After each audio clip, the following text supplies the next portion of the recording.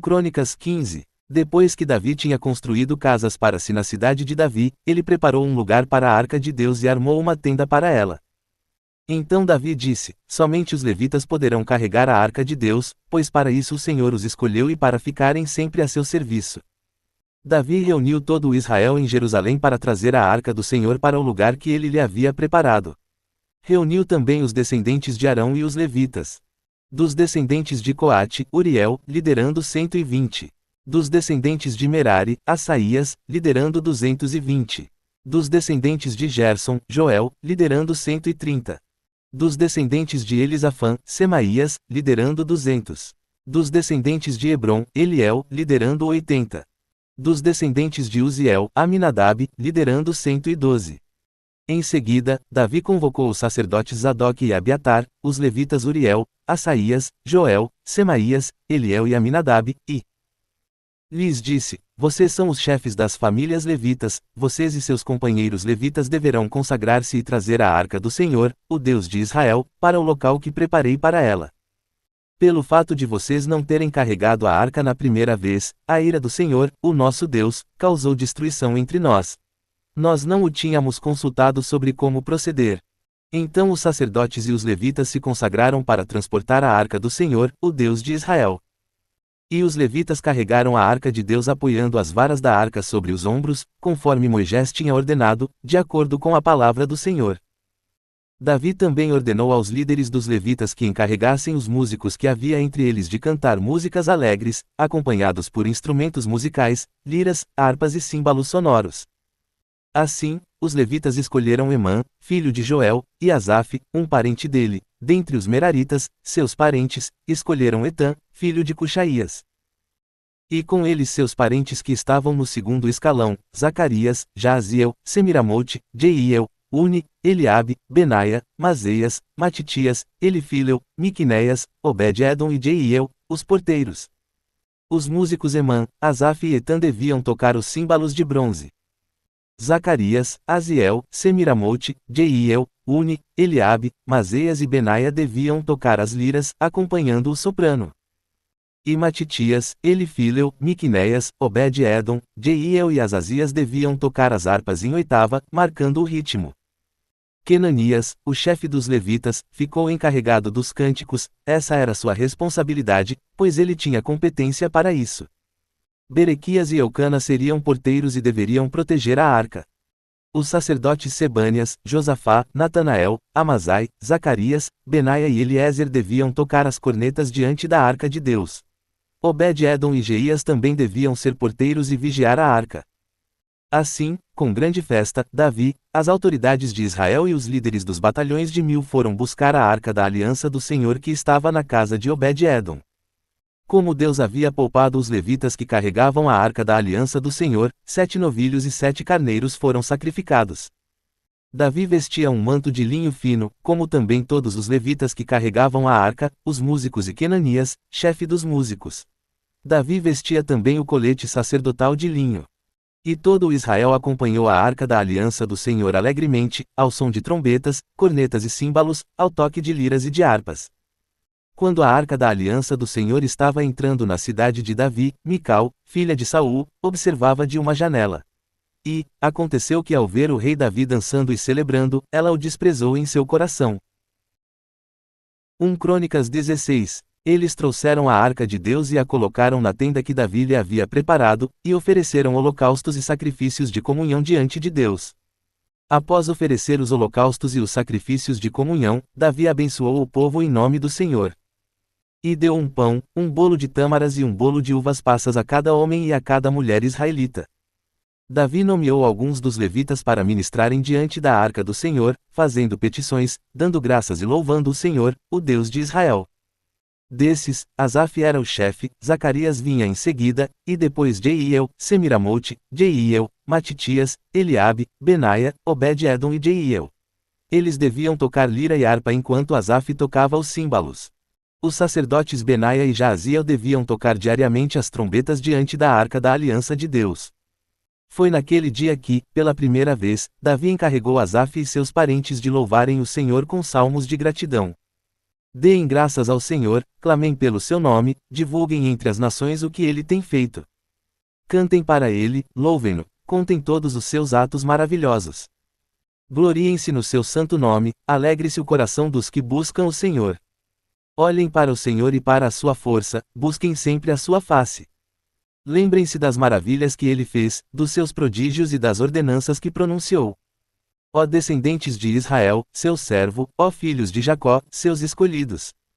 Ele é o Senhor, o nosso Deus, seu domínio alcança toda a terra. Para sempre se lembra da sua aliança, da palavra que ordenou para 1000 gerações. Da aliança que fez com Abraão, do juramento que fez a Isaque. Que confirmou para Jacó como um decreto e para Israel como uma aliança eterna, dizendo: A vocês darei a terra de Canaã, a herança que possuíram. Quando eles ainda eram poucos, muito poucos, sendo estrangeiros nela.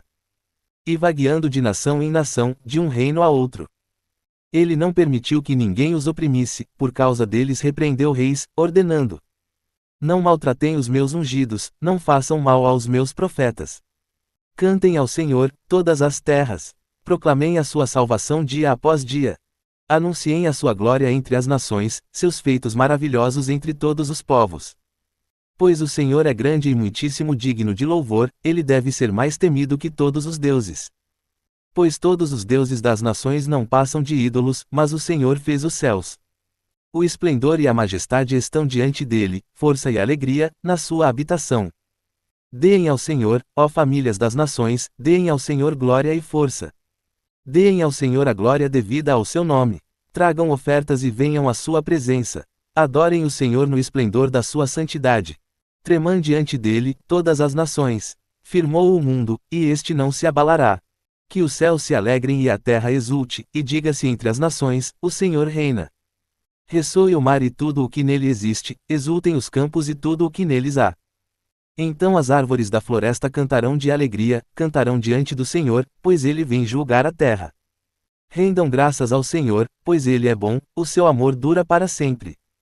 Clamem: Salva-nos, ó Deus, nosso Salvador. Reúne-nos e livra-nos das nações, para que demos graças ao teu santo nome e façamos do teu louvor a nossa glória. Bendito seja o Senhor, o Deus de Israel, de eternidade a eternidade.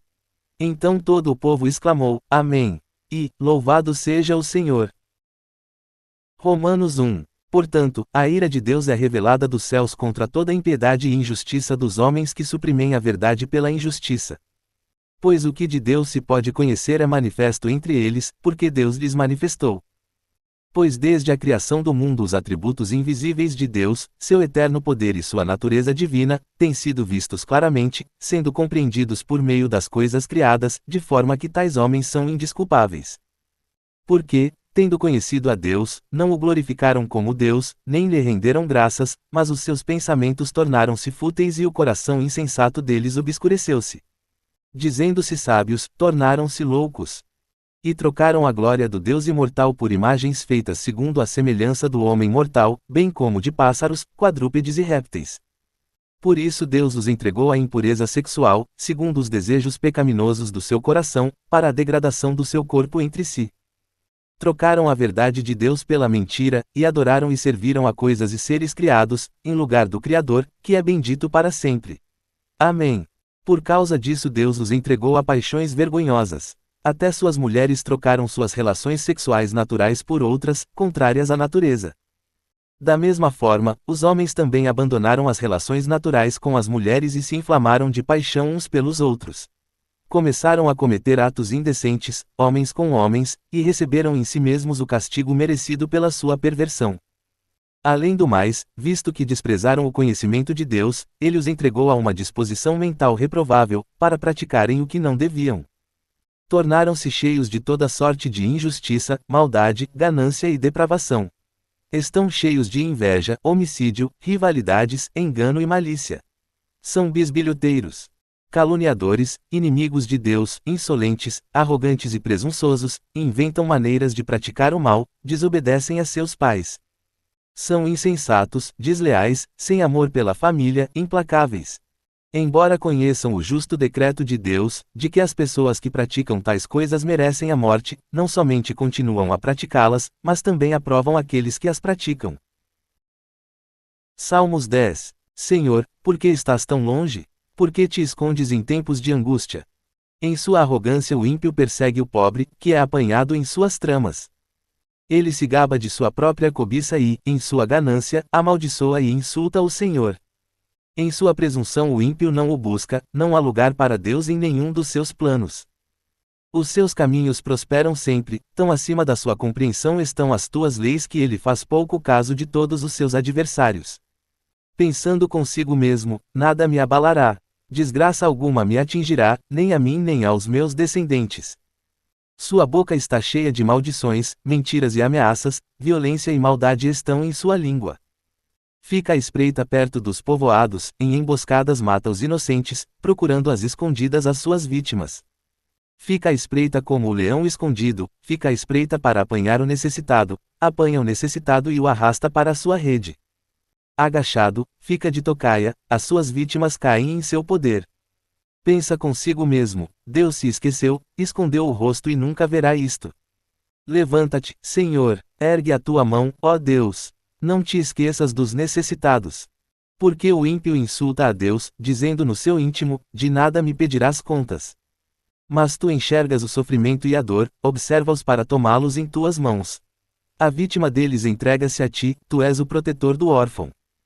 Quebra o braço do ímpio e do perverso, pede contas de sua impiedade até que dela nada mais se ache. Provérbios 19. Muitos adulam o governante, e todos são amigos de quem dá presentes. O pobre é desprezado por todos os seus parentes, quanto mais por seus amigos. Embora os procure, para pedir-lhes ajuda, não os encontra em lugar nenhum.